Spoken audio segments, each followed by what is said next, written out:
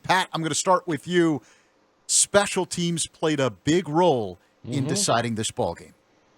Well, they did. I mean, it shouldn't have been as close as it was with the punt return, and I can break that down a little later. And then there at the end of the game, 59-yard field goal attempt. I'm kind of shocked they went for it, but what normally happens, guys, is you pick a yardage in pregame of how far you can kick a kick for a game winner at the half or whatever.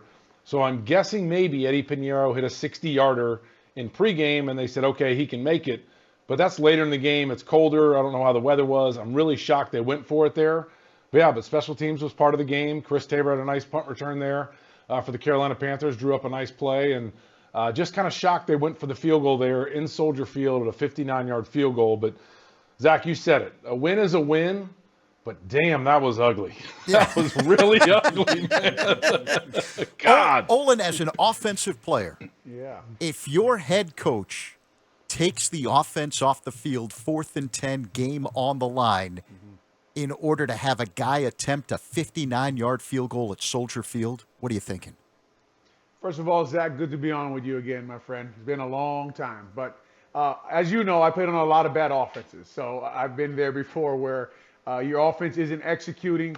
I'm sure Coach Frank Wright was thinking, do we even have a chance to make this field goal at Pat Mannelly? I think he was being nice there when he said he was kind of shocked. I think we were all really shocked when they walked Pinheiro out there. Pinheiro kicked here for the Chicago Bears. We all knew he couldn't make that 59-yard field goal. They went for it anyway. But we were watching two bad football teams, right? And an offense that was struggling, a young quarterback who's been struggling. The Chicago Bears secondary, I thought, the best unit on the field today and really shut down the Carolina Panthers. They were fun to watch with Brisker back, although struggled a little early, I thought, but then kind of found his flow in the game coming back from being out from injury. But, Pat, we talked about a lot of times how this secondary can be a difference maker. I don't know what you guys thought, but I thought they were tonight. Yeah, Olin, I thought they were too, but, you know, going against a depleted team with their secondary, and they should do that, right? That's what we're going to expect from the future, for them to play like that, and hopefully they can play like that against elite receivers and elite quarterback. But you're right, that's the strength of the team right now, and they played a darn good football game. What was the stats here for Bryce Young? 21 of 38, 185 yards, averaging, 4.9 yards an attempt, sacked 3 times. So you got to give the credit to the D-line as well. But, yeah, Olin, they did their job, and that's what I was expecting against a Carolina offense that was depleted at the wide receiver position. Carolina missing a 59-yard field goal late in the game with 1:35 to go that would have tied the game at 16. Everyone here surprised that they didn't go for it with 4th and 10 and instead elected to kick at that point at Soldier Field. And I know the wind wasn't crazy tonight, but everyone who's been to Soldier Field knows it's really a tough situation to be in for any kind of kicker, and there's a history here with Eddie Pinheiro, and the Bears win their 3rd game of the year. They knock off the Carolina Panthers by a final of 16-13. This is the Great Clips postgame show presented by Tullamore Dew. Zach Zaidman, Olin, Kreutz, Patrick Mannelly with you. Talking football again, guys. It's been way too long. You're right, Olin. All right. Let's start with some of the flexibility that Matt Eberflus had because he had most of his weapons back defensively. And I thought, you know, on the play on 3rd down late when they had Sanborn showing blitz and fooling the rookie quarterback Bryce Young, then dropping back, almost coming up with an interception. I think that played with head coach Frank Reich's mind. Maybe that's the reason he decided to go for the 59-yard kick. But it is amazing how much more you can do when you have your number one guys out there defensively, the guys that you feel comfortable with, the guys that you spent most of the offseason working with in order to try and get better this season. Yeah, and it all starts with that run defense, right? It all starts with the way that is now a very good, I know we talk about this secondary a lot, but that is a very good run defense. Billings in the middle there. I mean, he is a handful, and they play very well. And when Brisker is back there at safety, we talked about before how it reminds you of the Tampa 2 defenses that we know from the past, the Mike Browns, the Bob Sanders, the Lynches that come downhill, and they're the free guy, and they're a sure tackler. So having him back tonight made a good run defense even better. But you're right, Coach Eberflus was mixing things up. He was running some man, he was running some zone, he was fooling the young quarterback. He looked confused out there, and that double A gap blitz always hard on the center and a young quarterback to identify who has who. And then when a quarterback pulls his eyes up fast and they only bring one linebacker, he doesn't really know, Zach and Pat, if two actually came. And they almost had that, like to see Sanborn come down with that interception there to end the game. But he doesn't, but they end the game anyway. But you're right, Zach. Very good look there by Coach Flus. And another well-called game by him, Pat. Yeah, no doubt about it. But the thing is, you talked about the missed interception. There was one earlier. You want this team to really come together and play a complete game, right? Tariq Stevenson missed the interception as well. I think it was near midfield. Nothing really happened from it, but you want to see them get those takeaways. But what a good game. I mean, it's a bad offense they win against, right? We got to just know what we're comparing this against. They only give up 6 points. And get this, we were talking about the run defense. They gave up 2.7 yards a carry, and that's including 3 scrambles from Bryce Young for 18 yards. So they're really playing some good gap discipline defense up front. That's impressive, man, because we've seen it in the cover too. When they get out of it last year, you saw them up front. If they get out of the gap, that's when they get gashed, right? They're playing really disciplined up front, and that's an impressive job by that D-line. So happy to have you with us here on the Great Clips postgame show presented by Tullamore Dew. Bears beat the Panthers 16-13. If you're just tuning in, Zach Zaidman, Olin, Kreutz, Patrick Mannelly with you. Yes, it was a boring game. But you know what? God. Considering the limitations that the Bears have from an offensive standpoint with the injuries and some of the personnel issues that they've been dealing with, there's a certain style of play that you have to have in order to give yourself a chance to win a game. And for the Bears, it's going to be ugly. And you know what? For the Panthers, it's going to be ugly too because they were missing a whole bunch of players. And especially on the offensive side of things, yeah, Bryce Young is the number 1 overall pick, but he doesn't get a lot of time to throw, and they really don't have a lot of weapons out there for him to throw the ball to because he doesn't get a lot of time to make things happen. So you knew going in it was going to be ugly, and if you didn't think it was going to be ugly, then you weren't really paying attention to the way these two teams have been playing football this year. And think about what we talked about all week long, guys, right? You don't want, if Tyson Bagent was going to start, you cannot have what we saw last week in New Orleans with the turnovers, whether it's the interceptions or the fumbles. So you're going to play a safe ball game, which means you're going to play an ugly ball game. But that's what it took to beat this Carolina team, and I don't fault the Bears for playing an ugly game. I don't either. I don't either. It's a win, man. I was thinking about this, Olin. I'm sitting here saying, all right, it's the Bears versus a bad Panthers team, and the Bears are bad or whatever. I've got to put myself now in the position of the Bears in the locker room. A win is a win, like you started the show with. Dub, right? Club dub. Something's going on. That just has to feel good for them. But they know it was ugly. Shoot, even Thursday Night Football knew it was going to be ugly. They had to bring Jason Kelsey up to try to keep us entertained for 2 drives or almost a quarter. But yeah, it was an ugly game, and the Bears did win, and that's what you expected. I just didn't think it was going to be that ugly for the Bears to kind of eke out a win that way. But and I'm happy for the guys in the locker room. They get 9-10 days off now to enjoy this. It makes that a lot more enjoyable for their next game. But man, it was ugly. It was really ugly. It was fun to watch, listen, or scroll through Twitter and see other guys that we played with, retired guys, all in there. Like, are you kidding me? This is ugly football. I'm like, yes, it is, but we won. And Zach said that there's a certain way the Bears have to win this year, and I would argue the last 20 years, right? So we've been watching, run. We can't. The only thing that happened today was the special teams is a little different, but as far as I don't think anybody thinks, and I don't think anybody doesn't know what they watched tonight, right? Everyone knows what we watched tonight. We all knew going to the game what we were about to watch, but the Chicago Bears do come out with the win. Some good things on defense and continue to happen. Now, we all know that secondary, that defense, they have to do that against a high-level team now, like a top 15, a top 10 offense. That's what we want to see them compete against.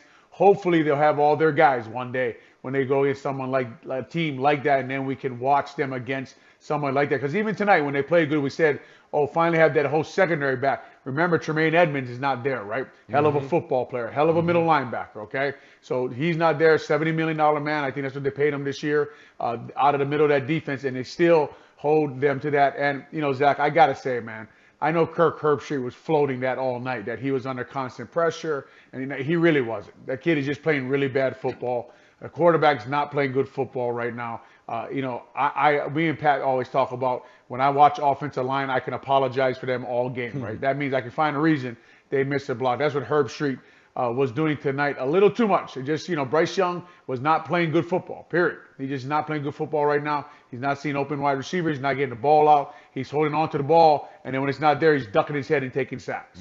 That to me was what was going on tonight. So that's the Carolina issue, and we don't really care about them anymore because the Bears beat them 16-13. From a Bears standpoint, and Pat, you kind of hit on this a little bit, that you didn't expect it to be as bad as it was. It's just a football game tonight, but it was. So what stands out to you? What did we learn today about the Bears other than the fact that they found a way to win a game? Tyson Bagent just won't throw it down the field. There's that one play. It was a play action pass. I think it was Tyler Scott. They had him wide open. It looked like he looked at him. I just don't think he trusted his arm to throw it down there. Maybe that is them telling him to manage the game today. You know what I mean? This is the way we're going to beat the Panthers. Don't take a chance unless he's 100% open. The other safety was kind of sliding over a little bit.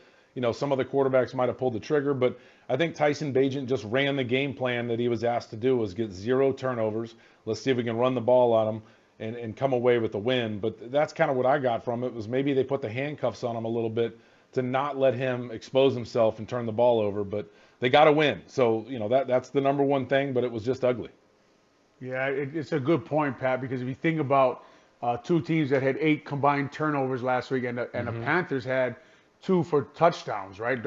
Kenny Moore had 2 pick sixes last week.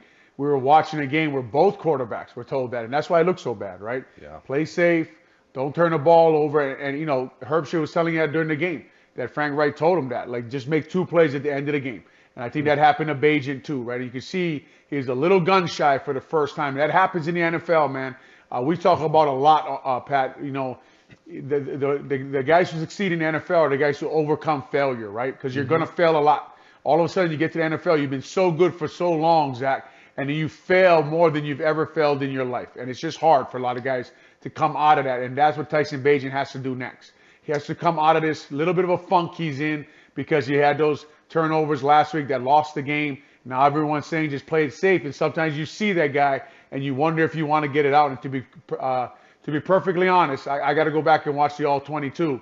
There were some times I thought he would have threw picks tonight early in the game. That little cover 2 where they sink the cornerback almost got him for the 3rd week in a row, guys. And if this team is good enough, if the defense is good enough, they might come away with those picks. Instead, the Bears ended up taking the lead in the 3rd quarter, a 9-play, 38-yard scoring drive. They got great field position. Deontay Foreman had a 4-yard touchdown run.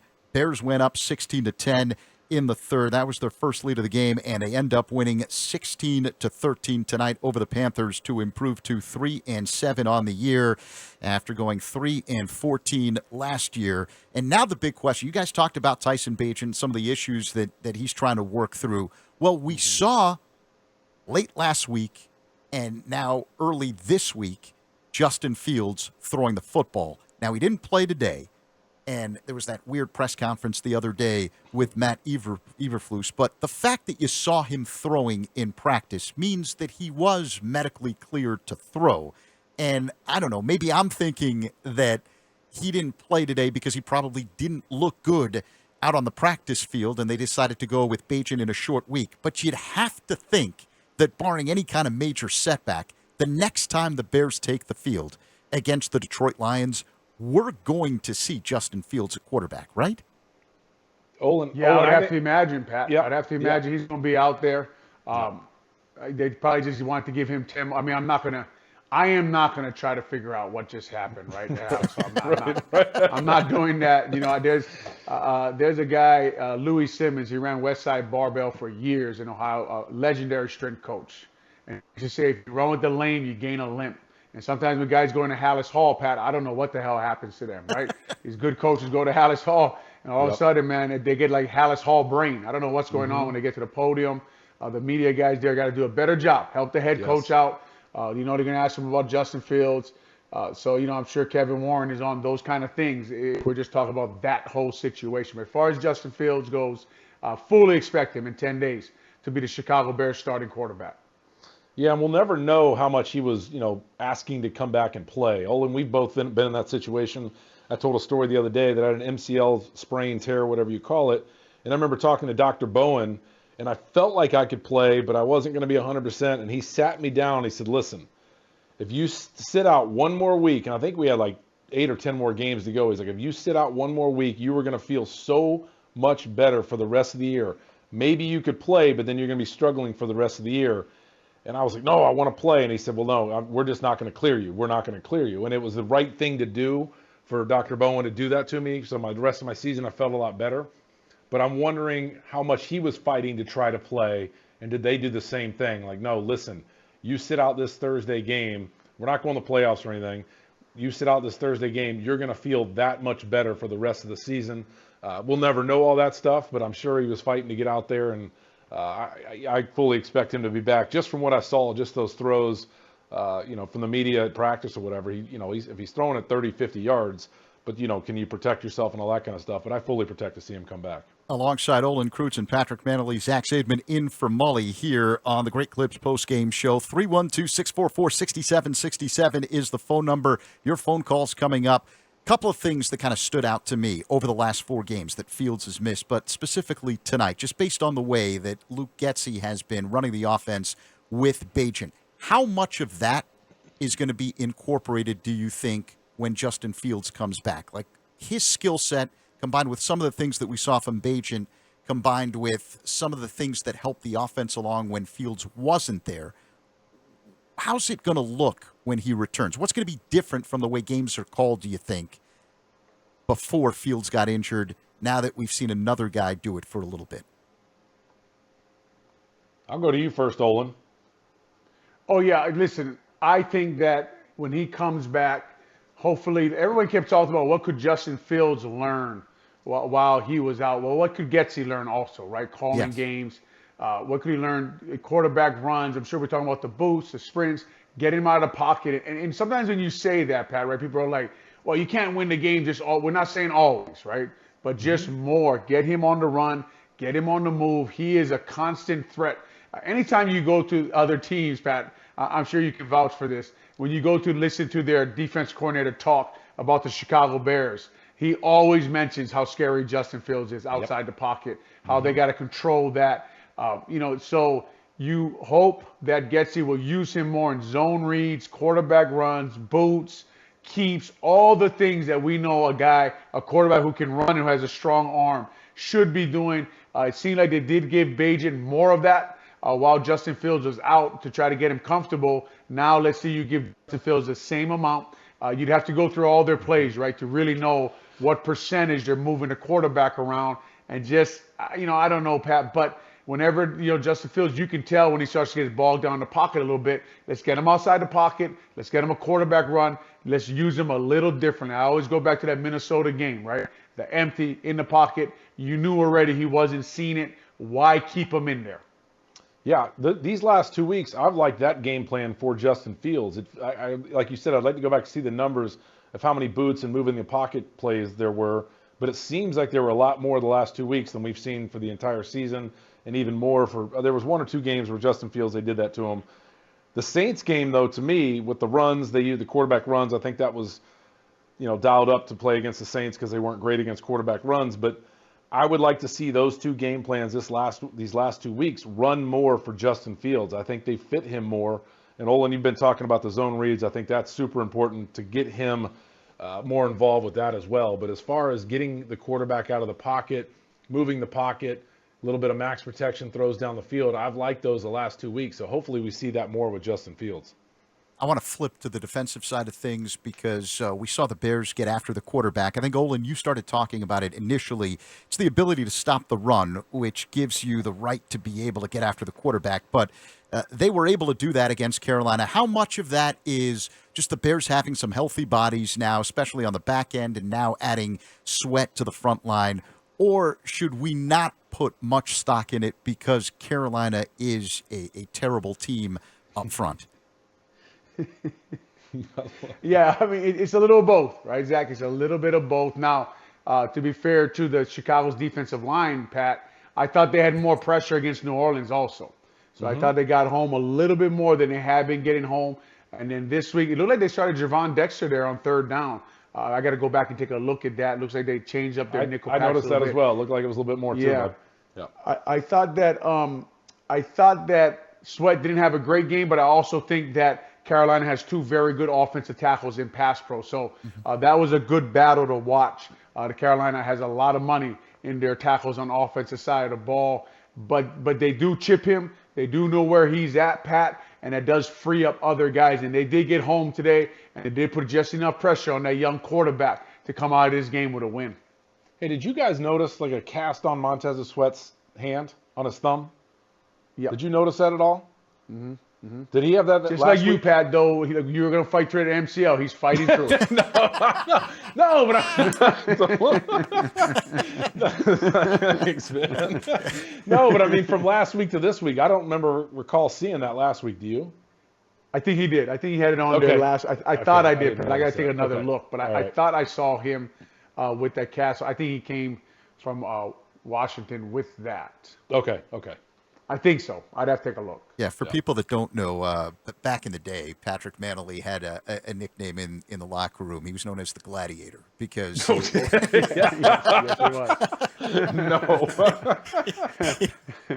Now, I can vouch for Pat Manley. Now, I played a lot of years with him. He is a football player. Not a lot of long snappers are. I watched a long snapper tonight had some kind of silly celebration for Chicago Bears after every good field goal kick, but that's his thing. But Pat Manley was a ball player. he's definitely was. And the greatest compliment you can give a long snapper like Patrick Mannelly is the fact that you guys on the offensive line, Olin, back in the day, would allow Mannelly into the offensive line room for all those meetings. That was the sign of respect that he was a football player first.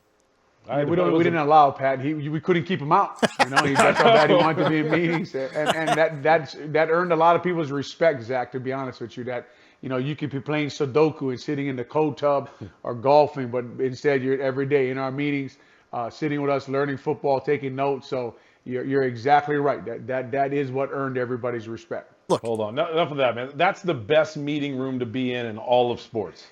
The O-line room. They're the closest unit, the funnest, the dirtiest, the fartiest, all that stuff, man. That place is a blast to be in. I loved every minute I was in there, man. and thanks for giving out that visual that I think is just soaring through the speakers. Hey, of man, it's a everyone's bunch of radio. It's a bunch of 300-pound men. What are we supposed to do? I'm one of the. I'll leave that to your imagination if you're listening out there. 312-644-6767 is the phone number. Look, I'm a believer that even bad football is fun to watch because football is fun to watch. But this one tested our patience. I know a lot of you out there want to talk to us about it. 312-644-6767. Let's take our first break. When we come back, I do have something I want to get your take on, both of you guys. Matt Eberflus came out of the halftime locker room, had an interview with Kaylee Hartung, and said something that I'm still scratching my head over. We'll discuss next. This is the Great Clips postgame show presented by Tullamore Dew. The Bears beat the Panthers 16-13. This is the score.